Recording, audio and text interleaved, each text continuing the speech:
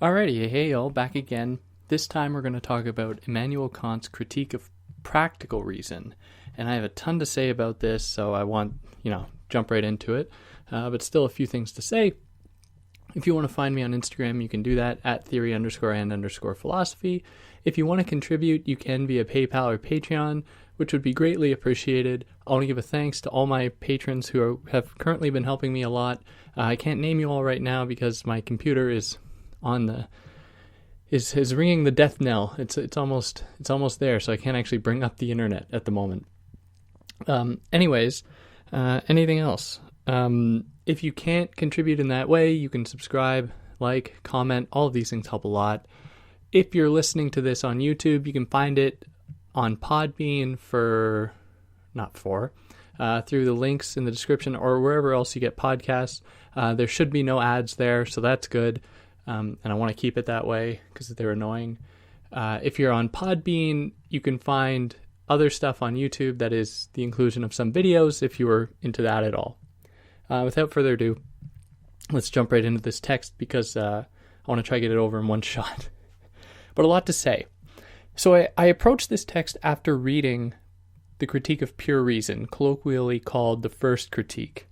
And as soon as I started reading this, I was very confused because at the end of the First Critique, Kant makes it very clear that we can't be certain about the existence of God, about the existence of freedom, about the existence of infinity, or the origins of the universe.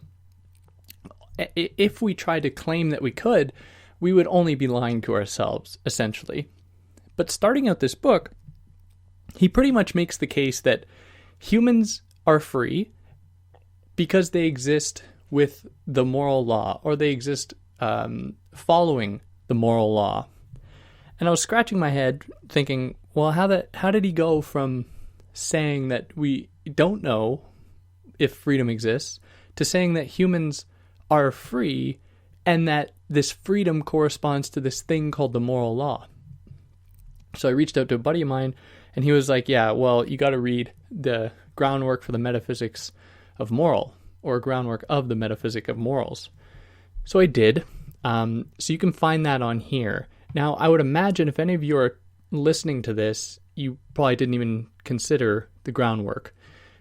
Go and listen to that one, because I expound upon the transition from the Critique of Pure Reason to the Critique of Practical Reason a little bit more. But I'm still going to give you a little bit of an overview here, because otherwise it's really confusing.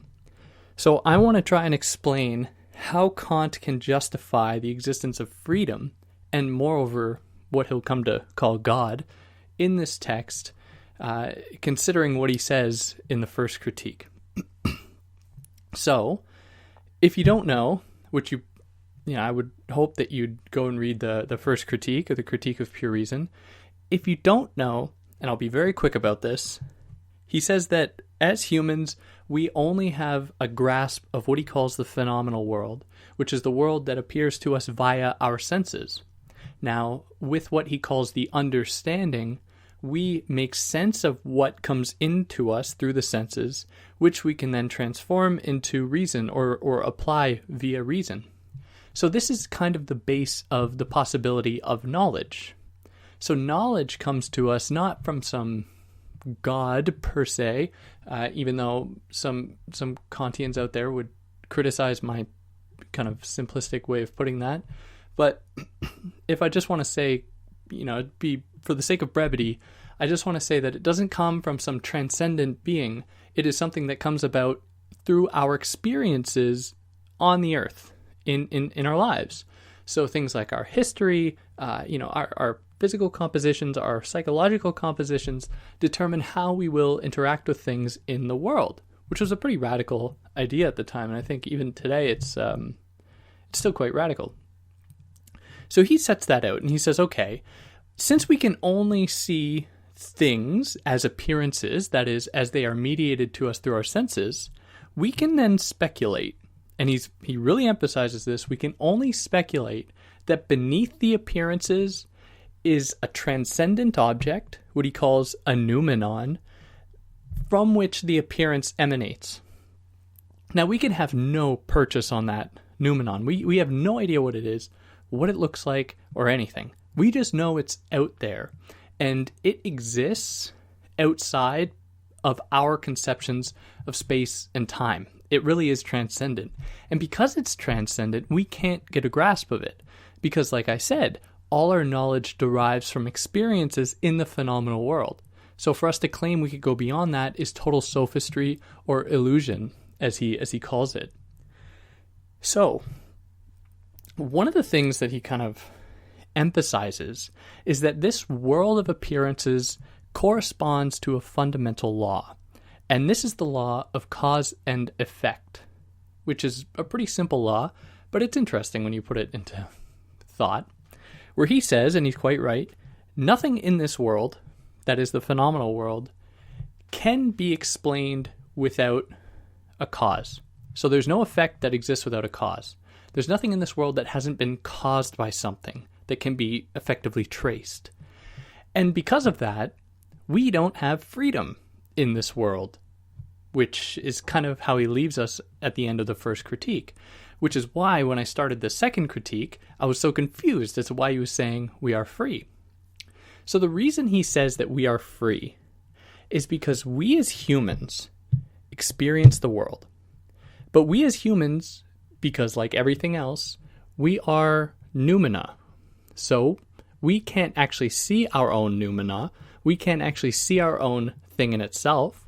If we ever do turn our gaze onto ourselves, we're only still mediating that experience through our senses. So like if we look at a brain chart, we're still only seeing physical compositions that we make sense of via our brains. If we're seeing something or hearing, I don't know, some auditory scientific barometer or something. So we only experience the world via our senses. Now, beneath that, there must be, like everything else in the human, a noumena. And he says that the noumena are free because they do not, as far as we know, abide by the principle of cause and effect, or the law of cause and effect. And it is from these noumena that the possibility of the phenomenal world comes, because these are what the noumena are, what exist underneath appearances or underneath phenomena. And we can only assume then that they are free. And this freedom is exactly what he calls the moral law, because this freedom acts in any way that it wants.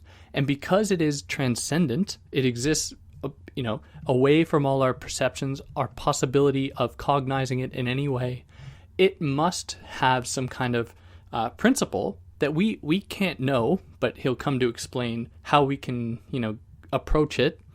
We can't know it right off the bat, but we can assume that it's there. There's some kind of structure, and he calls this structure the moral law, that is almost pure freedom. It exists almost of its own accord, and whatever it does is the moral law.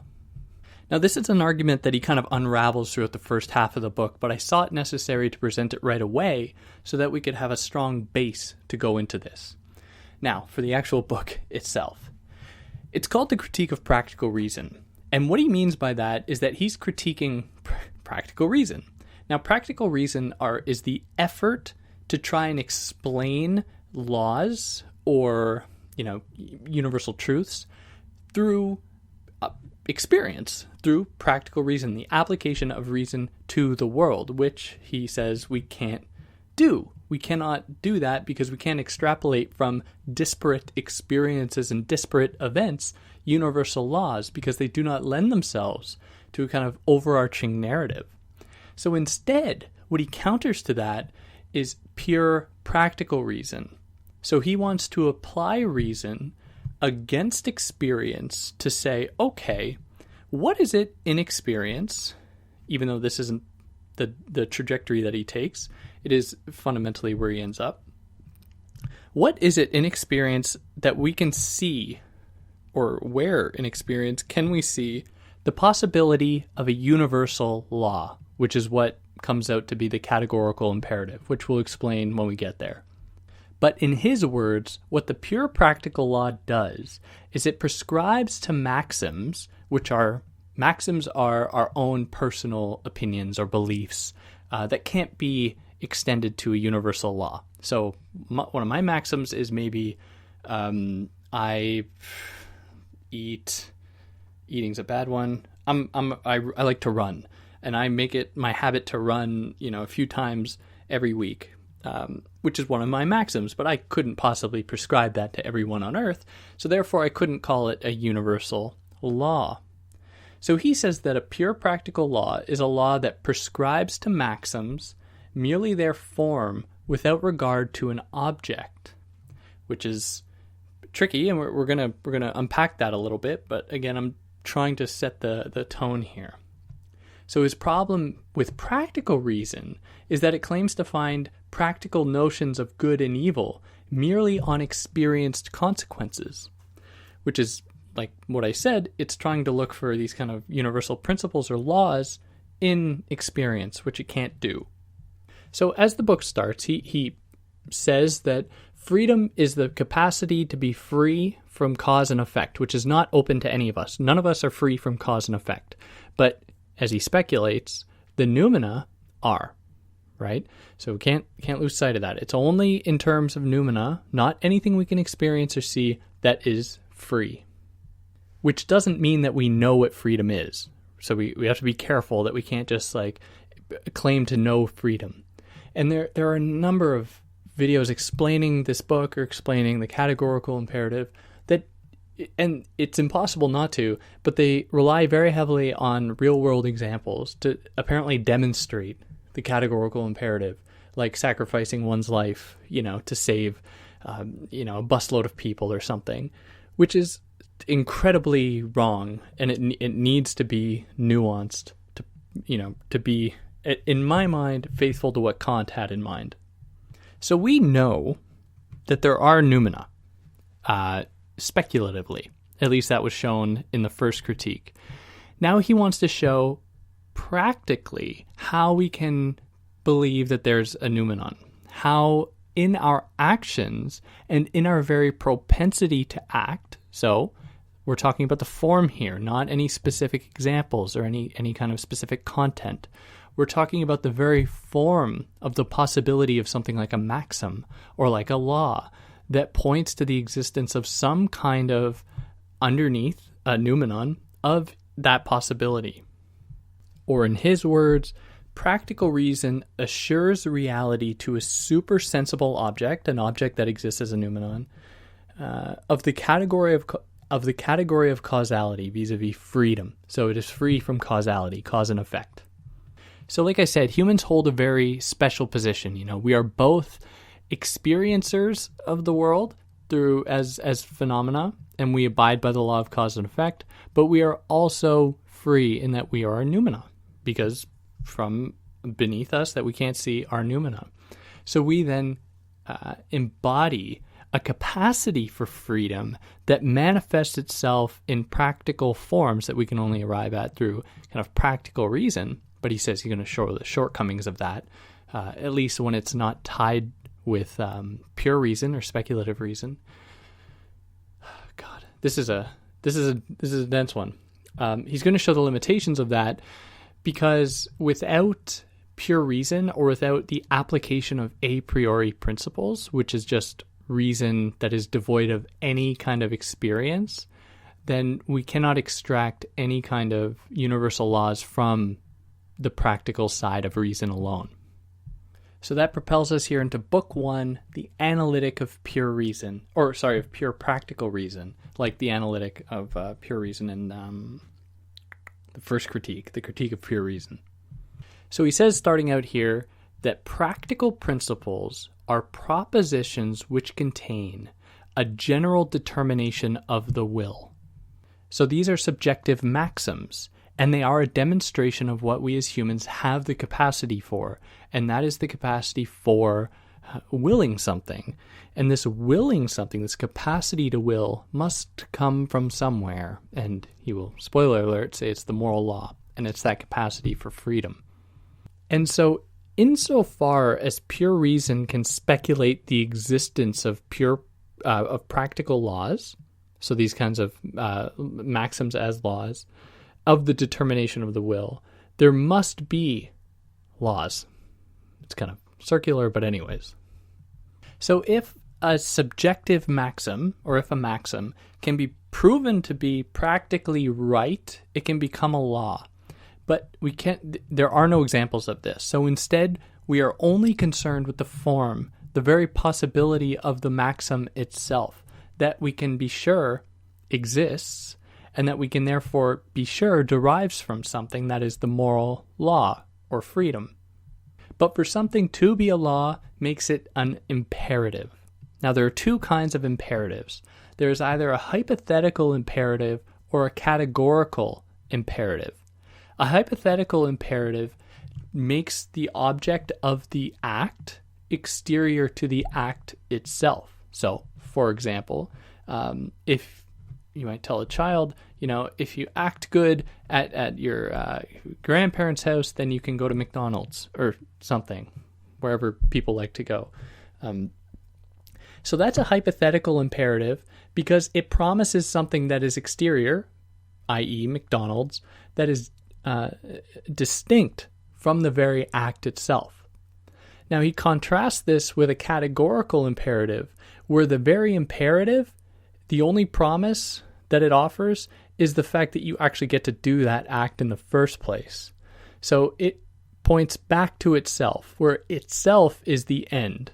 So you do something not for something else, but just to do it. So it's a perfect duty. It's one that you do just for the sake of doing it.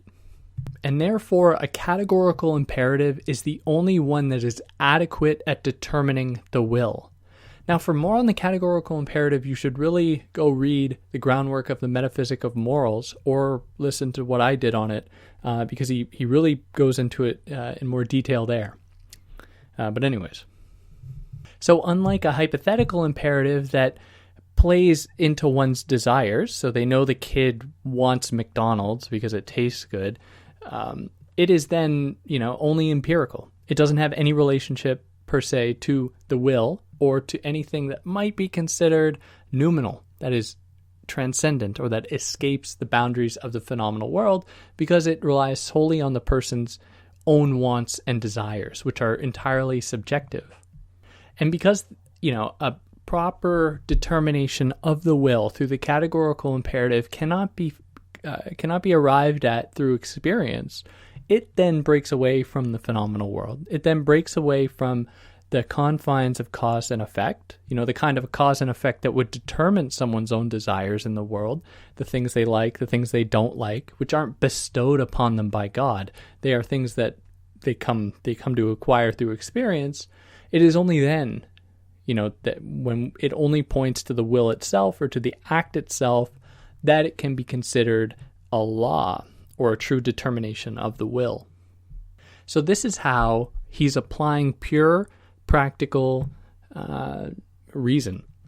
So it's not pure reason because he's pointing to the existence of things one ought to do in the world in the form of maxims, your own subjective principles that can be interpreted as laws, through this proper categorical imperative.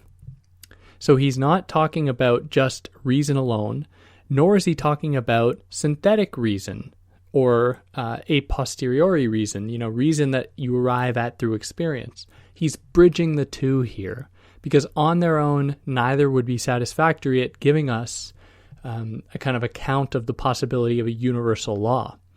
So, at his time, he was really responding to the rationalists and the empiricists. So you had the rationalists saying, oh, I can explain anything just with my mind. I know that 1 + 1 = 2, and I can extrapolate from that pure laws of the world by sitting in my bathtub. Anyways. Or you have the empiricists that are like, no, we have to experiment and find out, true laws from experimentation and testing the world. Now, neither is satisfactory for Kant, because pure reason just arrives at impasses, as he showed in the first critique, and practical reason or synthetic reason that is empirical can't derive fundamental true laws from looking at different things in the world. And one example of this is from a book I read just recently, is the difficulty of trying to come up with a law for the movement of water if we aren't working under perfect conditions.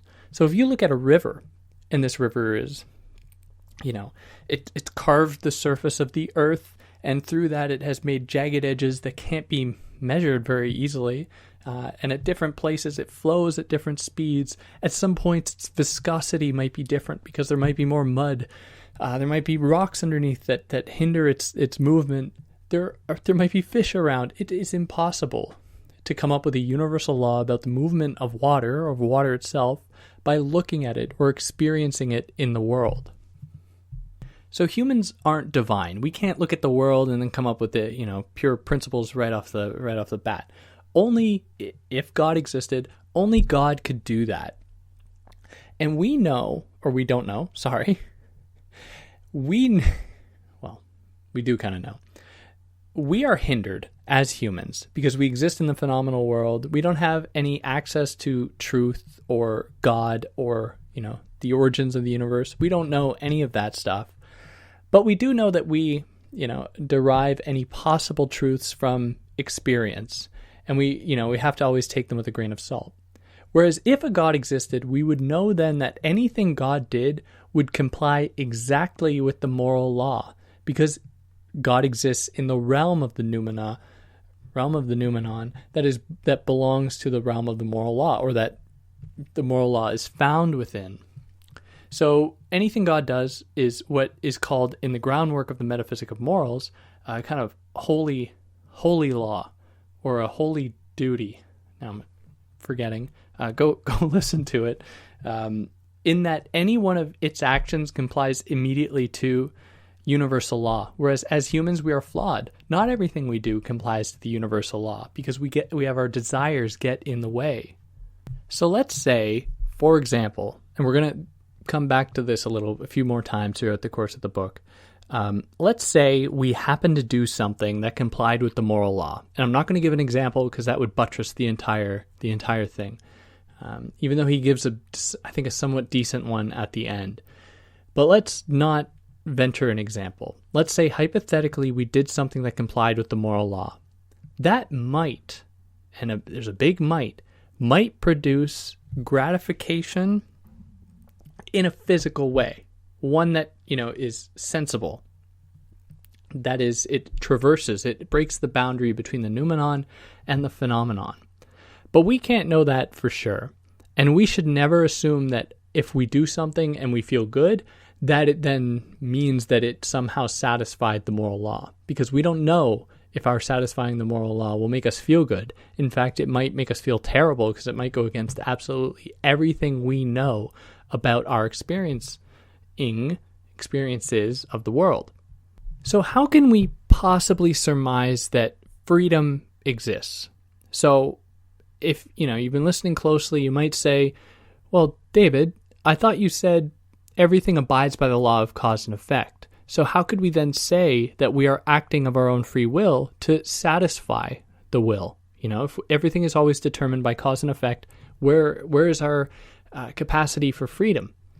And he says, well, it would seem impossible or very unlikely that someone with the utmost scientific or analytic rigor could actually tell the future.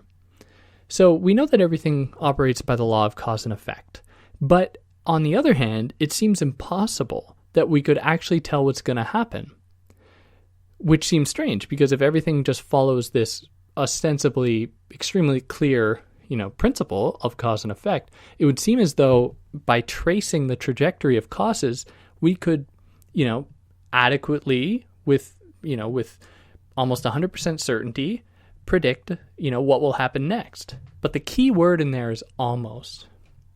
So if I take a pen and I let it go from my hand and let it fall to the earth, I know from experience, I know from all of my, experiences with this thing called cause and effect that it's going to land and hit the ground. But can I say with 100% certainty that that will be the case? Can I say that at the last moment my cat won't run underneath it and then catch it, or it won't fall in the cat or something, or it will completely disperse in space-time continuum as we know it? That's kind of a extreme example, but anyways, we can't know with 100% certainty. And so Kant says, isn't that interesting? And that might mean, and it's he's shooting for the stars here. He's like, that leaves the tiniest sliver of hope that in any given moment we might have some degree of freedom. We might have some capacity to choose that is free from the domain of cause and effect, because we as humans exist in both worlds, the noumenal and the phenomenal world. And it comes from that noumenal side of us, that very possibility for freedom. It's almost breaching through, but don't think it actually does breach through. And the kind of tool that we have that for Kant allows this, kind of chiasma, this kind of moving between the phenomenal and the noumenal world, is reason, because reason derives from the phenomenal world, but gives us the capacity to conceptualize the noumenal world. So it bridges the two. And even more, as humans, we seem to have a natural capacity to experience, and that capacity to experience turns disparate data through the understanding into things we can know.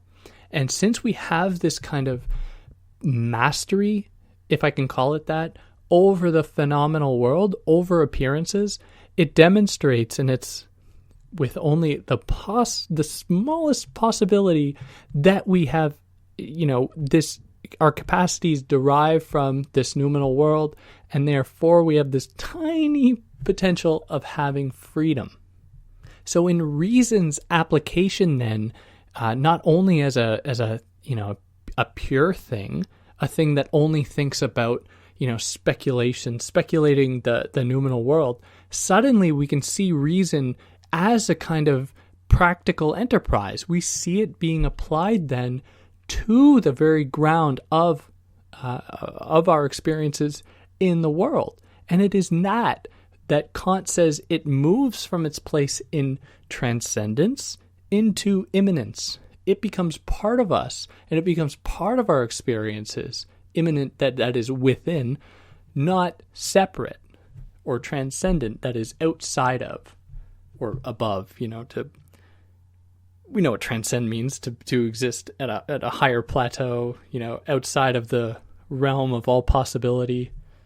So what does this mean, that there might be possibility? Well, he tells us, by a concept of the practical reason, I understand the idea of an object as an effect possible to be produced through freedom. And these objects for him are good and evil. Where he defines the good, and, forget everything you know about good corresponding to some kind of culturally determined moral law. He says the following. He says that good is desired according to a principle of reason, whereas evil is shunned according to a principle of reason. And good and evil then belong to the will, as opposed, and he makes the distinction between wellness and illness that are, corporeal, that is bodily feelings. Good and evil transcend that to some extent. And so no object or explicit action can be deemed good or evil, because that would then, bring it into the empirical world. So the only way we can actually determine what is good and evil is if we, through a priori or pure practical reason, apply this in the determination of the will. And then we apply that to determine what is good and evil in the world. So we can undertake this by looking at the categories that he draws up from it, the various kind of possibilities of actions in the world. So this is kind of dry, but I'm just going to list them off. There are 4 different camps, and these camps are, or I guess, forms. The first camp relates to the quantity, the second one to the quality, the third one to the relations between people, between actors, and the fourth to the modality. So, and these can be further taxonomized into the following. The quantity can be either subjective, which is a maxim. It can be objective, which is a precept or a principle, not a law. Or it can be a priori, both objective and subjective principles of freedom, which are laws. Then there is quality, which is the practical rules of action, the practical rules of omission, and the practical rules of exception. So what you can do, what you shouldn't do, and where the exceptions lie. Relations, they refer to the personality, to the conditions of the person, the reciprocation of one person to the conditions of the others. So these are all playing a part in, determining the person's acting in the world. And then you have the modality, which is the permitted and the forbidden, duty and the contrary to duty. And then you have the perfect and the imperfect duty. And these are universal, like the categories that he presents in the Critique of Pure Reason. They are universal. And because of that, we can then speculate. Again, there's this sliver of hope that they derive from some kind of thing we could call a law or a structure, I could say, that exists beneath and that kind of proffers up, that holds up the phenomenal world. So I just want to emphasize one more time that we don't really get too much into the categorical imperative here. That is really more found in the groundwork of the Metaphysic of Morals, where he lays out its three different forms. And just off the top of my head, they are if you can treat a maxim as though it is a universal law, or treat every maxim as though it could be a universal law, treat every human as a rational being with their own capacity to provide these maxims as universal laws, and then treat yourself and every other human as an end in themselves, I believe. But go and listen to that if you want more on the categorical imperative. And we'll get into more of it here, but I just really want to stress there's more of it in that book. So because he said that no moral law can be shown right off the bat to produce, or the satisfaction of a moral law to produce a kind of feeling of happiness or joy in the human, in the phenomenal world, he says, how can we know then of the moral law? Like, what is that connecting thread to experience? And he calls it respect. And he says that the feeling of respect for the moral law, and these aren't his words, this comes about through our intellects acknowledging its existence. That is, the respect for ourselves within the moral law and the propensity that we have to respect it. And it reveals the kind of the illusory nature of self-love, and how if we hinge every one of our kind of precepts, our maxims, on satisfying our desires, that won't lead to fulfillment or our capacity to respect moral laws, because we are not interested in the form of arriving at a universal law. We are not interested in this work. And so we constantly deceive ourselves, at least if we, go too hard for desire and joy and happiness, bodily pleasures, maybe to be a little puritanical about it, instead of about the form of the law itself, or the form of the action, the form of the duty. And insofar as not satisfying the moral law satisfying it might not produce happiness, but not satisfying it might produce a lack of fulfillment, maybe, and it might produce a lack of it might produce a kind of sadness, as he kind of calls it. And he says that that shows us that there is some connection to the moral law. And to critique Kant for a second, he is hinging a lot of this on the hope that there are indeed these universal laws, right? And that they can be realized in material form.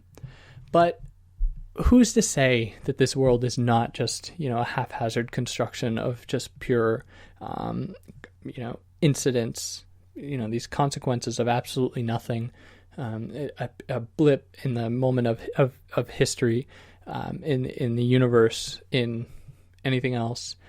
And like everything else, the universe will fade into nothingness, and there will be left no moral laws because they didn't exist in the first place. I mean, to be a little grim about it.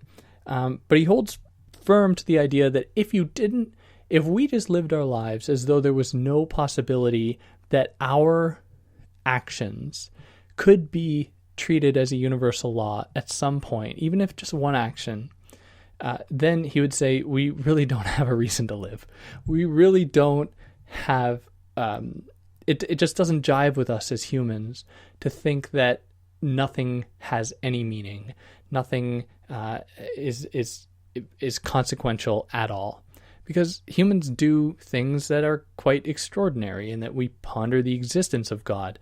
We ponder the existence of action. We weigh actions against one another to determine what is best not only for ourselves, but best for the action itself, which is where Kant is kind of giving his faith. And this can really only come from ourselves. And he criticizes, kind of blind religious sentiment here where, humans might be told to, act in the image of God. Or if, they're told that they'll get divine reward at the end of their lives. Kant is like, none of that can be an example of the moral law because it introduces an exterior object to the will. That is the promise of divine reward or, bodily satisfaction or enjoyment, pleasure, that will be bestowed upon you by God if you act correctly. Kant says none of these are examples of the moral law.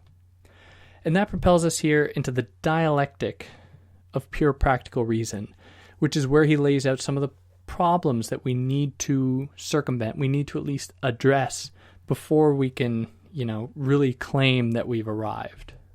So whereas pure reason kind of lied to itself by claiming to prove the existence of God or immortality of the soul or the infinite or anything like that, he says that the problem presented here with pure practical reason is that it might put too much emphasis on a thing coming from the Greeks, the summum bonum, which is the highest good, or kind of like the best life, which is to him kind of an illusory possibility, and that he wants to maintain that it's possible, but he says we have to be very careful not to put it up on this pedestal that is transcended. It exists outside of the realm of human experience or exists outside of the phenomenal world, where that's exactly where he wants to situate it. So this is how the dialectic goes. So insofar as the summum bonum, the highest good, is contingent upon happiness and virtue, as the ancient Greeks thought it. Think of Aristotle might be the best example, where he was, screaming night and day about the wonders of virtue and leading to the kind of virtuous, summum bonum, the highest good. So he says, insofar as this highest good is contingent upon happiness and virtue, it must follow that either the virtuousness of our maxims, that is our own subjective principles, leads to happiness, or we, in having attained happiness, erect maxims to maintain that happiness. So let me rephrase that. So either we have maxims, that is these subjective principles that lead to happiness, or we have happiness and we're like, wow, we got to keep this going. Let's set up principles to maintain this kind of happiness. So this is where the problem lies for Kant, in that one of them posits that happiness can only come by setting out these principles, almost these subjective laws. These laws only people are meant to follow, and we get this all throughout, theology with and this is in Foucault recounts this pretty well in the 4th volume of the History of Sexuality, which I hope to do on here one day. And yes, I said that right. The 4th volume hasn't been translated yet, but anyways, where the ancient Christian fathers, or at least at the before the Middle Ages, around that time, were setting out basic precepts that you had to follow in order to exist properly in the eyes of God. So that's what one camp is saying here, that we set out these principles, you follow them, you'll be happy. The other side says, oh, we're happy, let's keep this going, let's set up principles to maintain this. So it can't be both. Now, the way he gets around this, and this is the way he kind of got around this in the first critique, the critique of pure reason, is to show that one of them, or they actually happen, they do happen at the same time, but the only way they happen at the same time is because one is found in the noumenal world and one is found in the phenomenal world. So the noumenal argument we can't know, right? Because it's beyond our comprehension. It's about our thinking. So one of the ideas, the idea that happiness potentiates virtue, is totally wrong for him. We can't prove that, because that would say that we arrive at virtue, which is this kind of respect, this accordance with the moral law, through empirical experience, which he's obviously wary of. But he says that the idea that virtue supplies happiness is possible. There is a possibility there. But he says it's only they're both wrong to him, but he says that this one is less wrong. So we know that it's much more likely that the noumenal world, where virtue is, if we attain some of it in our own phenomenal world, then we might produce happiness. It's possible. Whereas we can't really expect that anything in the phenomenal world is going to affect something in the noumenal world, that is virtue, or happiness is going to affect virtue. Now, this is where it gets interesting. So he's already shown that freedom is possible, but now he says, why not take this further? He's like, if I can show that freedom exists, because, as he's very right, freedom is a kind of freedom from the principle of cause and effect, which is kind of a negative definition. It doesn't actually tell us anything about freedom. Insofar as that's the case, he's like, maybe it's possible for me to prove the other things we were stuck with. That is God and infinity from the first critique. So how does he do that? Well, he says that if there's a moral law, we can only ascribe this to an author, right? And this is kind of Descartes' thing. We can only associate this with some kind of author that put it there, that follows some structure, doesn't just come out of nowhere. And only God can emulate it. Humans can't. Humans can only try, and they might try to employ these categorical imperatives that I just very basically set out here. Again, go listen to my other video or read the groundwork to get more of that. But he's like, okay, if only God has access to it, isn't it possible then? And he's leaving a little bit of sliver of hope there. He's like, isn't it possible that God exists or is that author of these moral laws? And he prays almost, he's like, and let us hope then that God keeps humanity going for infinity, because that is the only possibility we have at arriving at this thing called the highest good, because it's only accessible to God. We don't have access to it, but maybe with enough time we could get there. Now he extrapolates from this his kind of proof of God, where he says this: now a being that is capable of acting on the conception of laws is an intelligence, which is a rational being, a human. And the causality of such a being according to this conception of laws is his will.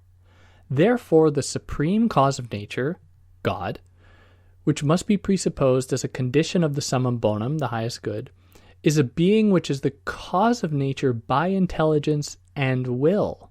Consequently, its author, that is God. So because we have this will, we're pretty sure of, and we have this kind of rationality, this capacity for reason, then that must have derived from something that held a capacity for reason and that did it of their own accord or created it of their own will. And he uses Christianity to kind of illustrate this, where like heaven is infinite and it's only in an infinite setting that humans might be able to arrive at the summum bonum. And you know how the shining example we are in God's eyes is only ever realized in our being good and through happiness and yada yada yada. I don't care much for the Christian examples, but he gives it, it's here and I got to talk about it. But as he shows, and he gives like it's a decent argument, I think. He's like, there, I have shown through practical reason, pure practical reason, not pure reason, how we can have the existence of God. Which he was like, look, in the first critique, pure reason can't do it. So it might have been easy to come out, and I know I did. I came out of reading the first critique thinking, oh, well, what's the point of anything? I still found it magnificent, probably the best book I've ever read, but I was like, what's the point? we have nothing now. What can we do with this? And this book is him saying, this is what we do with this. Let's turn to experience, that possibility of experience, the possibility of our capacity to act in accordance with the will in the form of this categorical imperative, which is the meeting of a maxim with a universal law.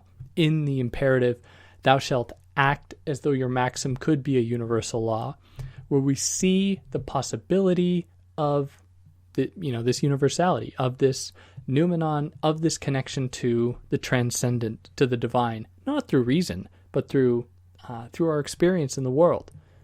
And this propels us here into the last section, in which he kind of lays out how we can do this, the methodology of pure practical reason.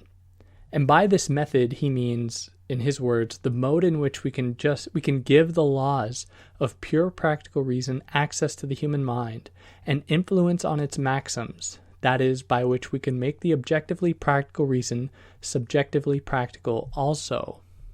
And this last section is riddled with a lot of negative evidence, him saying like, oh, well, this doesn't work and this doesn't work. And it's not really important for me to lay it out, and there's a lot of repetition.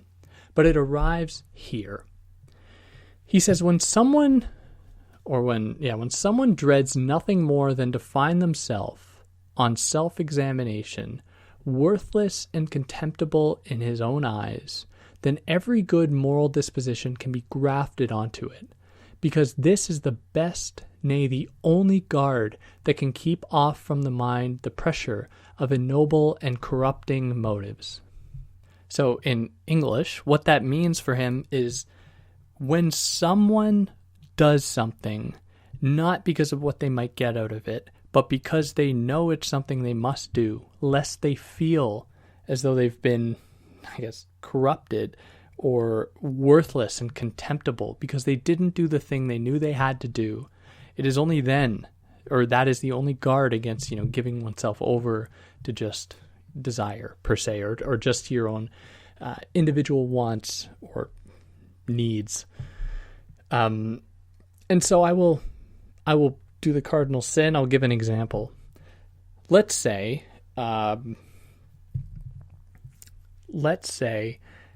I had the opportunity to save someone, but it would come at the expense of my own life, and it would hurt too. Let's say it would hurt a lot, and upon death, I would not be cherished or celebrated. I might be lamented or admonished. I might be seen as actually an enemy in the whole thing, where I only know to myself to have done the right thing. And I saved someone in the process. But I don't do it to derive any happiness because it's going to hurt. No one is going to appreciate me after the fact. I don't do it for I might not even like the person. Let's add that condition. You don't even like the person you're doing it for. But if there was an example in which someone felt themselves totally compelled, despite all their experiences, all their knowledge they possessed, to commit an act that otherwise they wouldn't have any recourse to look at themselves in the eye again, if they didn't do it, they would feel terrible, then maybe that might be an example of someone abiding by the categorical imperative, for they acted in such a way as it must have been done, not because of any reward, but because of the act itself needing to be done, as though it came to them from God, from the transcendent, from the noumenon. It was something that you weren't taught. It was just something that had to be done. But take that with a grain of salt, because it's too specific. It's too much grounded in experience to really have any place in what Kant's doing here, or what he did here, in laying out that it is the form, the very capacity, the function of law itself, not in its realization in any way, because it's only God that can act in such a way as to completely abide by the moral law and the categorical imperative. And he leaves us with this. He says, we must, as philosophers, defend this science that he lays out, this kind of new science of pure practical reason, that is the narrow gate that leads us to the true doctrine of practical reason, which is, like he said, the determination of the will. And that more or less covers it. One more time, if you want more on the categorical imperative, that's really in the groundwork of the metaphysic of morals. So go listen to that, go read that. It's short. It's not too difficult. And yeah, I hope you enjoyed it. If I did anything wrong or I said anything incorrect, then I would love it if you let me know, but obviously don't put in the labor if you don't want to. And yeah, take care.